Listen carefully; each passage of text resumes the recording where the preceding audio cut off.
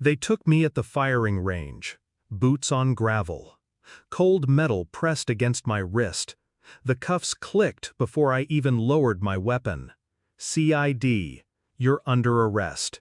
No explanation, no hesitation, until the words dropped like shrapnel.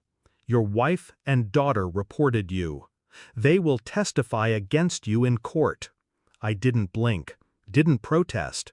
The muzzle of humiliation pressed harder than their guns. At the station, under buzzing fluorescent lights, they threw me into a chair. The room stank of stale coffee and fear. Your one call, the agent sneered. Who could you possibly call? I dialed, my voice flat. It's a private matter. They laughed. An hour later, the door exploded open.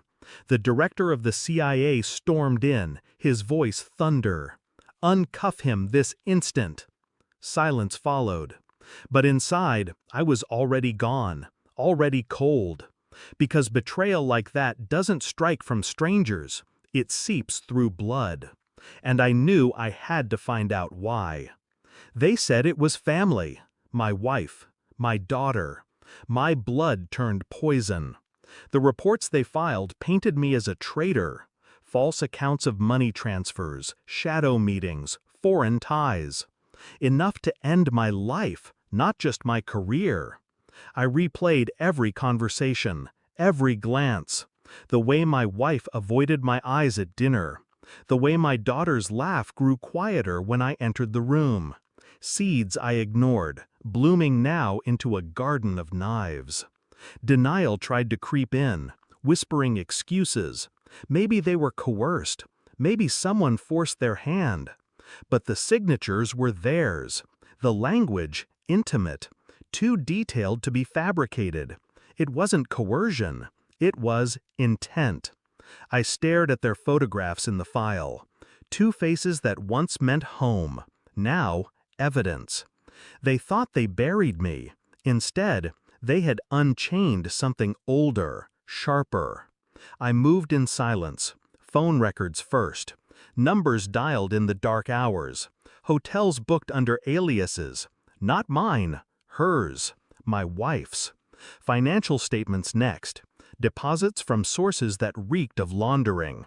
Accounts tied not to me, but to her. And my daughter?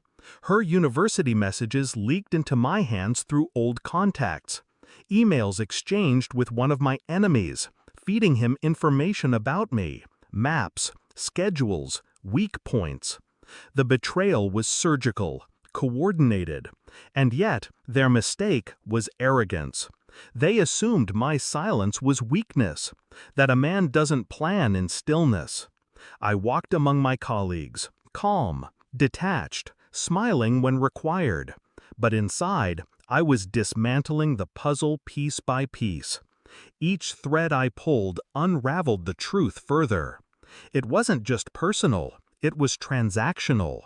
My wife's new lover was a foreign asset. Promises of wealth, safety, a new life overseas. My daughter, young enough to believe her mother's lies, old enough to sign her father's death sentence. And me? I was the obstacle. Not anymore. The evidence arrived neatly packaged. Too neat. I made it that way. A dossier of photographs, bank transfers, messages, audio of whispered conversations, her voice promising secrets in exchange for passage. I didn't confront them at home. No, that place was already ash. I waited until court. They stood there, ready to speak, ready to condemn me in public. My wife's face was painted with practiced sorrow. My daughter's eyes rehearsed with betrayal. I handed the folder to the judge myself. Read this before I speak. The courtroom turned into a tomb. Page by page, lie by lie exposed. Gasps echoed.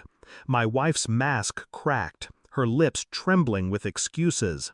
My daughter paled, hands shaking. I didn't raise my voice, didn't gloat. I simply said, "You wanted me erased. Instead, I erased the illusion of you." And I sat back down.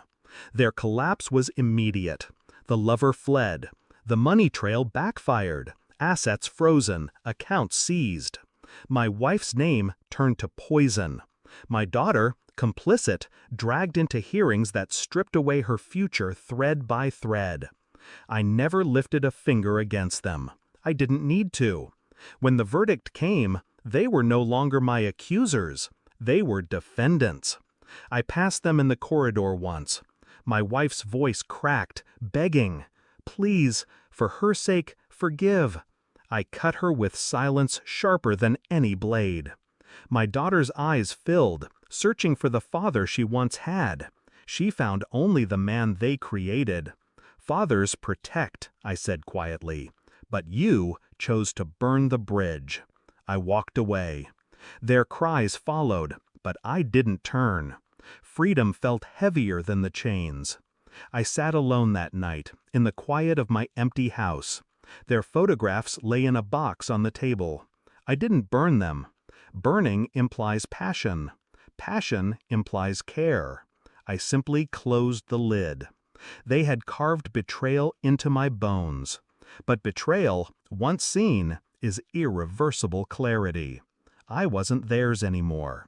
And they were ghosts already.